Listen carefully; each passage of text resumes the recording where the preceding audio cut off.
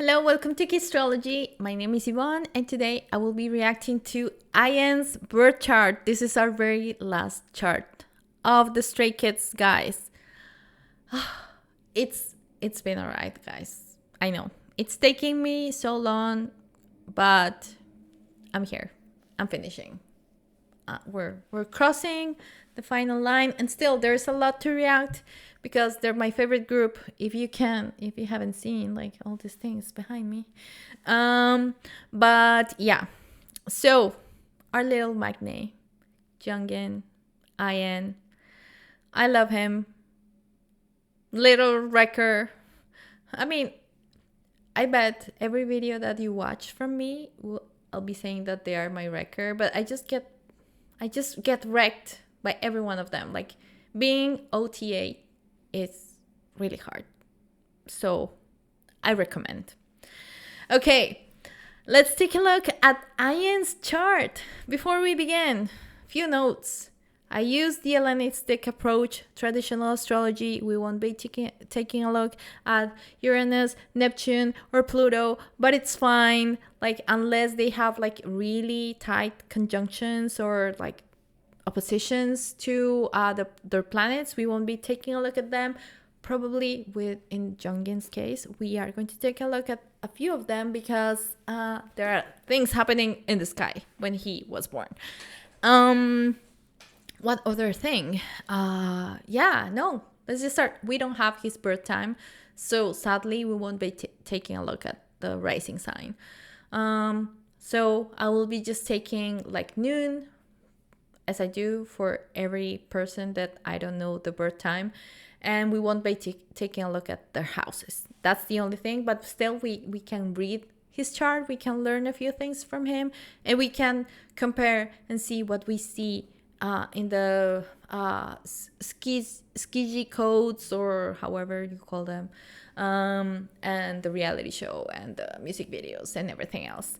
So let's just get started. I can't wait to start this. This is his chart. Ian Jeongin was born February 8th, 2001. We don't have the time, but he was born in Busan, Korea, South Korea. So the day he was born, the sun was in Aquarius, 19 degrees, very nice day. And that same day was a full moon. And when he was born, we don't know, since we don't know the time. That day was a full moon. So we have an opposition between the sun and the moon. When you see in a chart this opposition, the sun over here and the moon exactly on the other side, that's a full moon. And if the sun and the moon are in the same, very much next to each other or over each other, it's a new moon. But in his case, he's a full moon baby. And we have a few things to say about that. So his moon is in Leo. So this brings a very nice balance between the Aquarius energy and the Leo energy. But this also makes him a very fixed sign person, because both Leo and Aquarius are fixed signs. So what does it mean? This person is really driven by looking for some like sense of control over things. But also, let's talk about first that Aquarius Sun, sorry. What is an Aquarius Sun?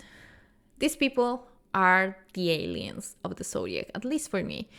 And aliens in the good sense, because they're just different. They're built differently. I love my Aquarius people. I have many Aquarius like friends. And my father is an Aquarius man. So they're very out of the norm. They think differently. They are unconventional in a good way. They just want to see the things as they are, and they see how better they can be or they can become. And I think that's very good. That's like I love, that's what drives innovation, that's what drives change in our society. So these people, we need Aquarius people because they're the ones that force us to become better and to be different. And I think for a group like Stray Kids, him being the maknae and having this zodiac sign, it's very valuable because we have seen that they take into account his opinion in many things, and I think he's the one pushing for new ideas or new concepts or things that sound very different. Especially they may sound very different to Chan, but I think they work, and that's what makes this group work, and that's why it makes their dynamics be so flawless. And I think we do see him like as an individual because he's the one doing his own thing. Like, you never know what Ian is going to do because he's always surprising us. Like when he was at this fashion week and all these sponsorships that he's been getting, like, I bet all of us thought, oh, he's just our baby. And like, you will see him as the baby bread all the time. But that capacity of just surprising everybody is part of that unconventional style of Aquarius people. And we love to see it. I love to see it. Like, he's very distinctive. His voice is also very different. It's not like unique, never seen before, but it has a nice quality to it. And it's very different. Like, I haven't heard someone that sings like Jeongin in any other group. Like in his tone, in his quality, even his looks, he's just flawless to watch, really. Like, you cannot deny that. So yeah, but he's also very open, and I think Aquarius people are always open to trying new things, exploring new avenues, and I think that really helps him as an idol, because idols live in this ever-changing environment where concepts change all the time. There's a new era, there's new management all the time, so we decided to go this way, and then in the next comeback we will just go the opposite way and do things differently. But he just adapts and he just evolves with it. Him being a fixed sign, of course, he likes to be in control of the change. Like, it's not that fixed signs don't like change. They are good with change, but there has to be a reason and there has to be a purpose. If you get to a fixed sign like Aquarius, Taurus, even like Scorpio, you need to sell them the reason why you are going to drive that change. And if they buy it, they will just go with it. They will go with the flow and they will say yes. But they will say no if you don't have a good explanation or a good rationale for what you are doing. So keep that in mind, because when dealing with your fixed sign friends, and understand that maybe it's not resistance. Maybe you just need to tell them and give them the lowdown in a really good way, and be salesy and be pushy, and really try to convince them. They love to be convinced. They love a good argument. All fixed signs. But in the case of Aquarius, he is very open, and I think he's always up to exploring, but he also knows his boundaries. Aquarius people, when they have their boundaries well set, well positioned, they are very good at defending them, and they're saying like, no, that's not my jam. I don't do that. That's not me. But if they are curious and they're saying, maybe. If it doesn't work, it's a different thing. It's another different bag. But in this case, I think he's very open to exploring, and we have seen that. And that's supported by that amazing, gorgeous, flawless Leo moon that he shares with Changbin. I think him and Changbin get along so well because of that.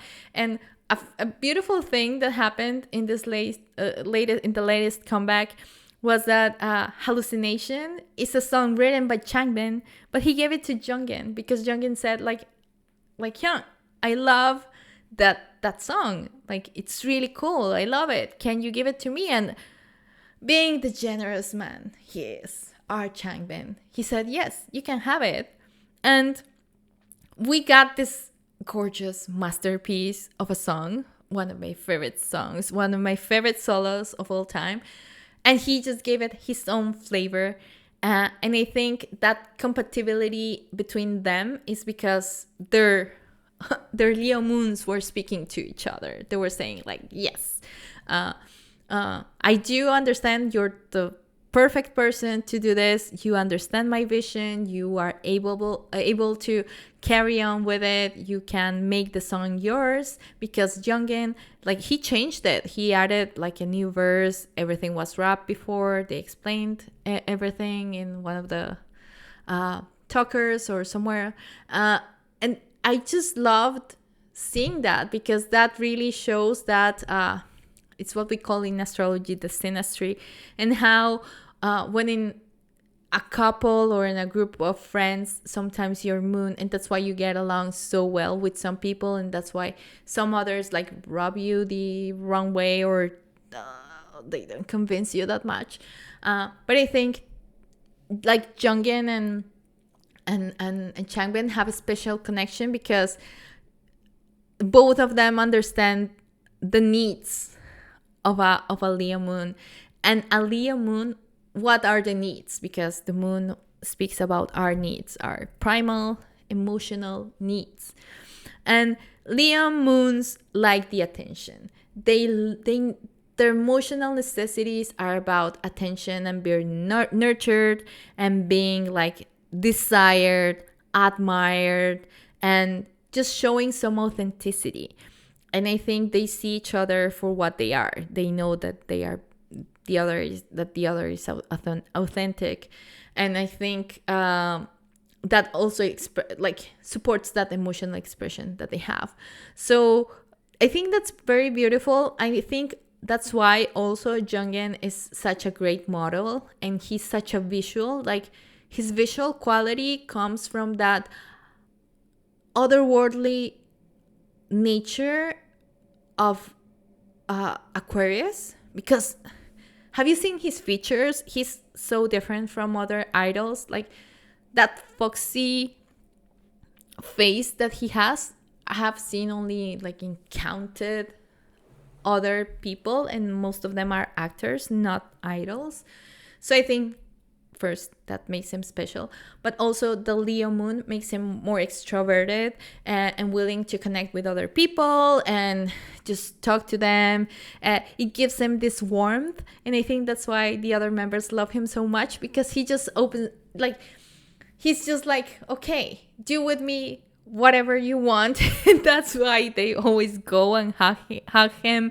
And he can be a little bit sassy, and that's a trait of a Leo moon. They can be sassy, and they can be like, what are you talking about, and things like that. But we love to see it, and I think it's very iconic. That's another word for like Leo placements, iconic. But I think it really makes him like warm. The solar nature of this moon, which sounds very funny, because funny thing, here we see like an exchange of domiciles, because the sun has his home in Leo, but the sun is in Aquarius. Like, it's the total opposite.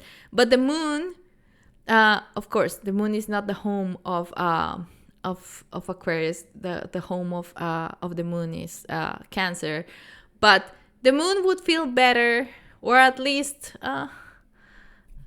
not that weird, in Saturn's home, because Aquarius is ruled by Saturn. So I think this no, we have to cut that. Sorry. So we have this nice exchange between the like this duality, and that's what I was saying before with the, like, because he's a full moon baby, and full moon babies, whichever sign you are, they have this polarity, because what you need and what you are meant to be. So you need attention. In this case, in the case of Jeongin, you need attention, but sometimes you also feel driven, like going back to your cavern and just not see the world, because Aquarius people, they tend to withdraw a lot, and they're like, they have a limit when it comes to their social connections. And I think when it comes to his social circle, Jeongin can be very selective, and he can only give his energy to a few people. And I think in this case, it's the guys, it's the kids, stray kids. And I think that's enough for him. But getting into his circle, it's definitely very hard. It doesn't mean that he's not someone too easy to get along with, because that Leo moon gives him that good nature, that warmth, because it's a fire sign, and makes him approachable, and people love him, and that's why everybody's just all over him all the time. So it's cute, love to see it, and that's one of my favorite placements. And I think he's the perfect example of a Leo moon. Now let's just jump into Mercury, because his Mercury is over here also in Aquarius. And his Mercury, oh, forgot to say, we're going to talk about this this connection, because his Sun is about to be conjunct Uranus, and that gives him that surprising nature. That's what I was saying, and that's why I was emphasizing a lot on him being like unconventional. And that's just like doubled up by this conjunction between the Sun and Uranus, which doesn't happen like very often. And I mean, well, it can happen once a year, but like in Aquarius is very special, because in the modern rulership, Uranus would be the ruler of Aquarius. So that Uranus in there, it's like in a good place. It's the planet that drives innovation, change, revolutions. And I think that's why it makes him, Jeongin, like even more revolutionary. Like he's just changing things. He's there to move things around with a purpose. He has a capacity to have a vision, and that's what I'm meaning to say. So that's very special. But also going back to this Mercury over here, Mercury is about to change signs into Pisces, or maybe because it's retrograde, has just like it's coming from Pisces into Aquarius. So it's it's a Mercury retrograde, and Mercury retrograde in Aquarius, it's just like makes him even more independent thinking, a thinker. And also he is that innovation and that change in the rules just favors more his originality, because people with Mercury in the sign in Aquarius are driven to drive new things forward, but also in his case, in his expression, and probably this comes more to the quality of his voice. That's what makes it so different. And that's why when I was saying that I haven't heard like his voice, the type of his voice is very different from anything I've heard before. It's easy to recognize. I think it really supports this. But also he can be one of those people that can be deemed as a visionary, and one of those people that are ahead of their time. And I think like in the industry probably and I think this has happened because when he started, he was very shy and very like in this cocoon, so to speak, but he's just been like flourishing and evolving. And I think many people underappreciated who he was and his qualities and his talents because they hadn't seen him. And I think Mercury here is supporting that, just like that unveiling, that taking off the veil and saying like, hey, there's a lot to uncover here. There's a lot of potential here. If we make it work and if we put all our resources into this can be great. And I think all that energy is coming, and I'm not going to talk about Venus yet because the reason why I was saying that is that that energy and that potential that I was talking about is driven by Mars. Mars in Scorpio, because Mars in Scorpio is a very powerful placement. Mars is at home. Mars rules Scorpio in the traditional astrology. And this indicates like that drive, that determination to go for his goals and express himself, have his vision known to the world, just bring it out there. It's not going to stay in my head. I need to present it. I need to make it a reality. And I think all his ideas that he has, maybe as an artist, even as a person, he's very driven and he works hard for that. And I think he shares this placement. Sorry. He shares this placement with, I think it's with Chan. Let me check. We need to confirm. Mars. He shares this placement also with Changbin. Another point. Yes. So he shares this placement with Changbin, not with Chan. Changbin also has this Mars in Scorpio, and I think that's why he works so hard for whatever he's doing, whether it's working on choreography, working at the gym, working with his voice. He's a very disciplined person, and I think we have seen through the charts of all the guys that there are different kinds of discipline, and discipline is not only driven by Saturn, but also by Mars, because Mars gives you the energy to keep on going. Like, okay, do I need to pull an all-nighter? Yes, I do. So I will find a way, and my body has to be able to keep up with that. So I think this is just supports that and gives him all the energy, all the drive that he has to do that. Now, Mars in Aries, like, he's very resilient, but sometimes he can forget about himself. And I think this is a challenging aspect because it's being opposed by Saturn over here. So growing pains, that's what we call growing pains. Like, when I want something, I really need to fight for it. And he knows the price of sacrifice. And he knows that sacrifice comes in the form of blood, sweat, and tears sometimes. So it makes it hard. But, like, I'm not scared. Like, I just see a lot of ambition in his chart. And I think, like, he's one of the most driven guys in the group. I'm not saying the others are not, but he, like, it's so clear in his chart. Like, he's like, his placements are very hard. Like, we saw a lot of trines and things, but he's just full of squares from Saturn to his Sun, this opposition to Mars, which is really hard.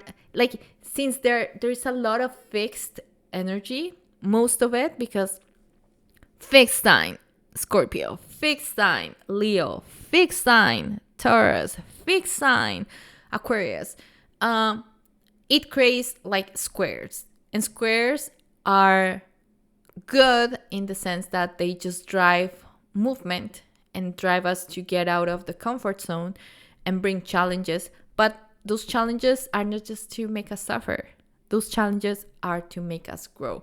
And if we grow with those challenges, great things come. And we learn to navigate those challenges. So we're like, oh, I've been there before, so I already know how to fix that. And it's going to be a piece of cake. So I think he's really learning to navigate those. Everything will come full circle when Saturn is in Taurus. In a few years, it's going to take some time. He's the maknae. So there's still some time for that. But I think that maturity process is going to show a lot when this guy over here, Saturn, just makes the full turn around here. And now, let's go back to Venus, because we jumped that Venus in Aries, which is chef's kiss, gorgeous. I love it. I'm a Venus in Aries. I'm just saying because I'm that. No, I'm kidding. I love it because Venus in Aries is another challenging position. And challenging positions are not there to like be like a nuisance. those challenging positions are there because we need to see things from a different side, from another perspective.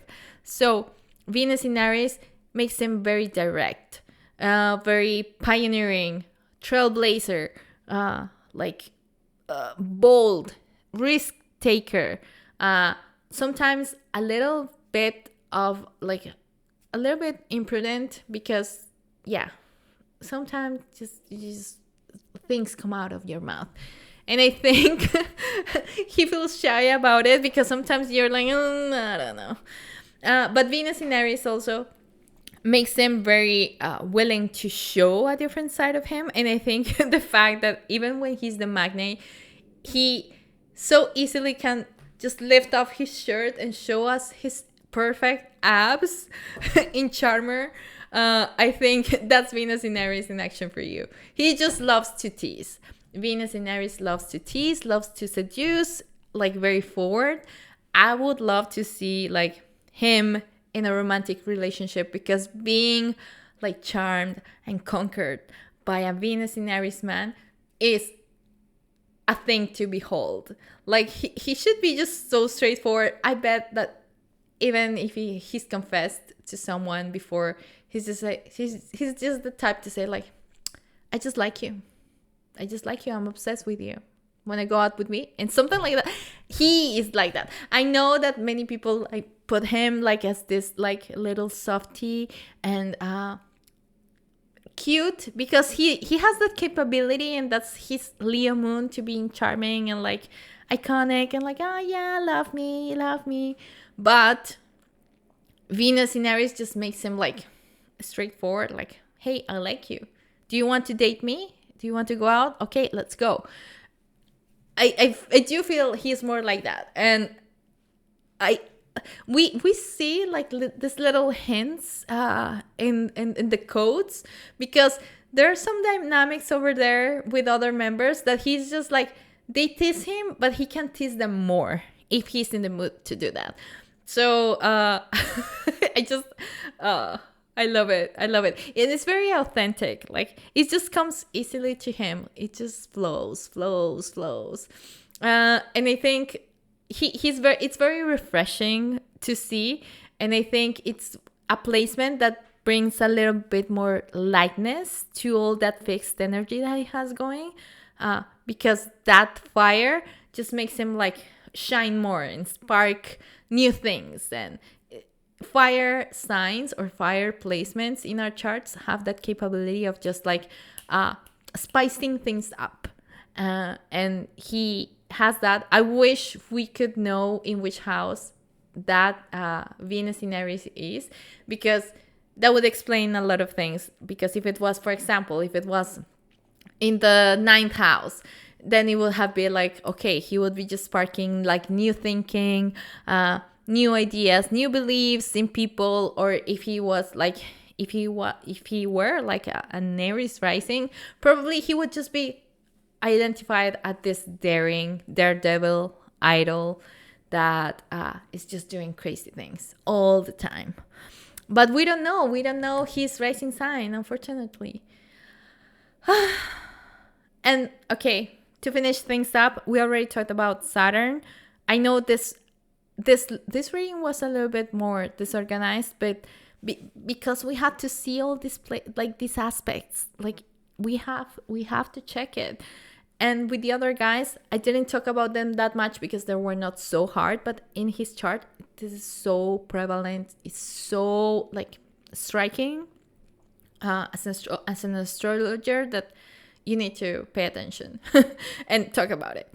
And his Jupiter is here in Gemini, and that Jupiter is just like good natured. It brings some air, so more balance. We have a little fire, some air, so some like intellectuality, but also lightness and like breezy expression, so to speak. And Jupiter in Gemini, it's just like versatility in expression.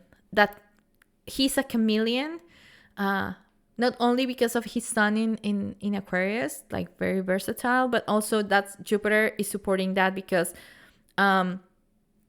Jupiter is there to connect, to make things grow, and to just like expand. But expand, like, I want you to think like when the supernovas explode, it's just like beautiful colors, ideas, things. It's just like that. And it comes to the realm of thinking. So I think he would be a really good songwriter if he put his mind into it, or even a good designer because he has the eye for it. So that's what we can say with that Jupiter in Gemini. He shares this with Seungmin. Jupiter. Oh, he shares it with Han, Felix, and Seungmin. So all of them share this little placement over here. Like his Saturn just is in Taurus, but that's another thing. So yeah, that's I am for you. Fascinating. I love his chart. If you make me pick between the charts of all the Stray Kids, I think Linos and Ians are my favorites. They have just these really nice things. It's probably because they're very, very fixed in their nature. Like Linos is very Scorpio, Sagittarius, Scorpio, Virgo, Taurus. And Ians is Aquarius, Leo, Aquarius, Aries, Scorpio, Gemini, Taurus. So I think those two are the most interesting. I'm not saying that I don't like the others. Like, I love them. I think Stray Kids is a group of they have a very nice balance. And I think I will make an episode on how their dynamics play out, or even compatibility, not romantic. I'm not shipping anyone here. But compatibility in the sense that, okay, who gets along with who works better with who. We can even make like a little compatibility like game with 3 Racha or the units and see why they work so well, like why vocal Racha is so good. Like I could stay here for hours talking about like Seungmin and Jeongin and how both their charts just bring balance to each other. So if that's something that you would like to see, let me know in the comments. I will get to work on it eventually because there are lots of other charts that we need to take a look at. But that would be nice. That would be nice to have, you know. I really had fun doing this. I think the next group or person I'm going to react to, I haven't decided yet. So I will leave that little cliffhanger for you there so you come back and watch and keep on learning. If you're a stay, thank you for watching all these videos, but also watch the others. Like, it never hurts to learn about other idols, especially if they're friends with your favorite idol. And these guys are friends with a lot of people. Thank you for watching. Leave in the comments your impressions. What's your favorite placement from Jeongin? Do you share anything with him?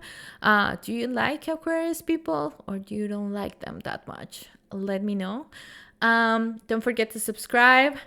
Follow me on Twitch. I will be reacting to music videos, charts, and other things in there once a week, maybe. We haven't decided the day, so but just stay tuned if you're into it. Follow me on my other social channels, and I will see you in the next one. Thank you. 우연이라고 하기엔 I'm so 깊이 doesn't make any sense.